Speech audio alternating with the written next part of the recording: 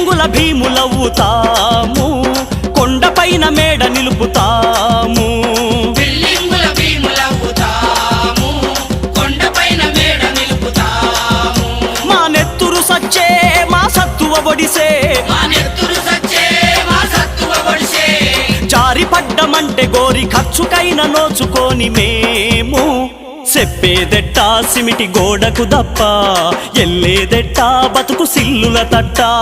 తాపేటట్ట మెట్న గుండు దారం, నెత్తురు చెమటే మా జీవనధారం.